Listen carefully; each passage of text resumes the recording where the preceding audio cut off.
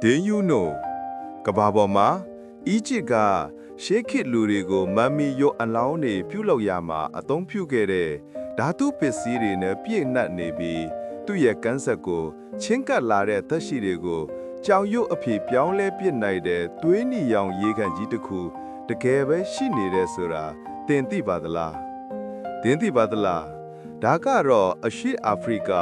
တန်ဇေးနီးယားနိုင်ငံရဲ့မြောက်ပိုင်းကင်ညာနိုင်ငံနယ်စပ်အနီးက Great Rift Valley ထဲမှာတည်ရှိနေတဲ့ Lake Natron ပါပဲသူ့ရဲ့နာမည်ကျော်ကြားမှုက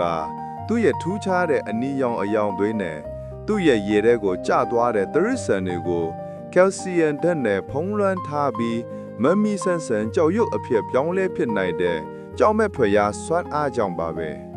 ဒီလိုထိရတဲ့အဓိကအကြောင်းရင်းကတော့ Lake Natron ရဲ့ရေဟာကမ္ဘာပေါ်မှာအယ်ကာလီတက်အပြင်းဆုံးတဲ့ကတစ်ခုဖြစ်နေလို့ပါပဲသူ့ရဲ့ pH ပမာဏဟာ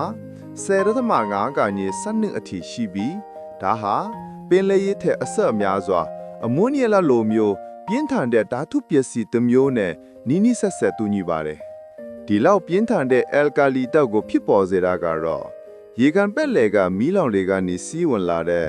ဆိုဒီယမ်ကာဗွန်နိတ်နဲ့တခြားမင်းနရယ်ဓာတ်တွေကြောင့်ပါဒီဆိုဒီယမ်ကာဗွန်နိတ်က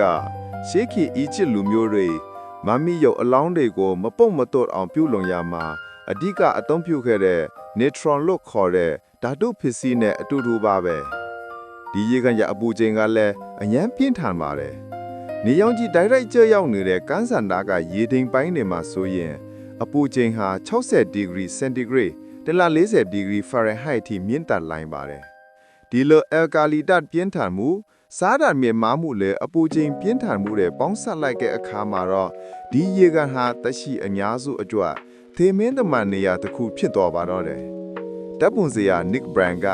2013ခုနှစ်မှာဒီရေကန်ကန်းဆက်ကကြောက်ဖင်နေတဲ့ငတ်တွေလင်းပေါ်တွေရထိတ်လန့်ဖွယ်ရာဓာတ်ပုံတွေကိုထုတ်ပြန်ခဲ့ချိန်မှာတော့ Lake Natron ဟာကမ္ဘာကျော်သွားခဲ့ပါတယ်တကယ်တမ်းကျတော့အဲ့ဒီတရိษံတွေဟာရေထဲကိုတိုက်ရိုက်ကျပြီးကြောက်ဖြစ်သွားတာမျိုးမဟုတ်ပဲရေကန်ရဲ့ကြည်လင်နေတဲ့မျက်နှာပြင်ကိုမှန်လို့ထင်ပြီးအရှိန်နဲ့ဝင်တိုင်းမိရာကနေတီးဆုံးပြီးနောက်မှာရေထဲက Natron ဓာတ်တွေကသူတို့ရဲ့ခန္ဓာကိုယ်ကိုတဖြည်းဖြည်းဖုံးလွှမ်းထားပြီးမပုံမတော့အောင်ထိမ့်သိမ်းသွားလိုက်ကမျိုးဖြစ်လာခဲ့တာထက်ပါတယ်ဒါပေမဲ့ဒီလိုတေမင်းတမန်ရေကန်ကြီးလို့ထင်ရတဲ့နေရာမှာပဲအန်အော့ဖွယ်ရတက်ရှိကဘာငယ်လေးရှင်တန်နေပါသေးတယ်ဒီအစိတ်သိမ်ရေထဲမှာရှင်တန်နိုင်အောင်အထူးပြုလုပ်ထားတဲ့ cyanobacteria လို့ခေါ်တဲ့ရေညီအနီရောင်လေးတွေအမြောင်းညာပေါက်ထွားကြပါတယ်ဒီရေညီတွေကပဲရေကန်ကြီးတစ်ခုလုံးကိုသူ့ရဲ့ထူးခြားတဲ့အနီရောင်ပန်းရောင်နဲ့လိမ့်မော်ရောင်တွေကိုပေးစွမ်းထားတာဖြစ်ပါတယ်ပိုပြီးအန်အော့ဖွယ်ရကောင်းတာကတော့ဒီရေညီတွေကိုအဓိကစားသုံးပြီးကဘာပေါ်မှာတခြားနေရာမှာမလုံနိုင်တဲ့အရာတစ်ခုကိုလုံနေတဲ့သက်ရှိတွေရှိနေလာပါပဲအဲ့ဒါကတော့ laser flamingo ငှက်တွေပါပဲ Lake Natron ဟာကဘာပေါ်မှာရှိတဲ့ laser flamingo ငှက်အလုံးရဲ့85%အတွက်တစ်ခုတည်းတဲ့အဓိကမျိုးခွာတာနေရာဖြစ်ပါတယ် flamingo ငှက်ပေါင်း2500အထိဒီအစိတ်သိမ့်ရေကန်ကြီးစီကိုနှစ်စင်လာရောက်ကြပြီးရေကန်အလဲမှာရွှေနှံ့ကျွန်းလီတွေပေါ်မှာသူတို့ရဲ့အတိုင်းတွေကိုဆောက်လုပ်နေကြပါတယ်အယ်ကာလီတက်ပြင်းထန်တဲ့ရေတွေကသူတို့ကိုသားရဲတရိษံတွေရဲ့အန်ဒီယာကနေကာကွယ်ပေးထားပြီးပေါများလာတဲ့ဆိုင်ယနိုဘက်တီးရီးယားတွေကတော့သူတို့နဲ့သူတို့ရဲ့သားပေါင်းလေးတွေအတွက်အဆုံးမရှိတဲ့အစာအာဟာရကိုပေးစွမ်းနေတာဖြစ်ပါတယ်ဖလီမင်ဂိုရဲ့ခြေထောက်တွေမှာဒီအစိတ်သိမ်ရေကိုခံနိုင်ရင်ရှိတဲ့အကြီးခွင်နဲ့အထူးကြီးပါရှိပါတယ်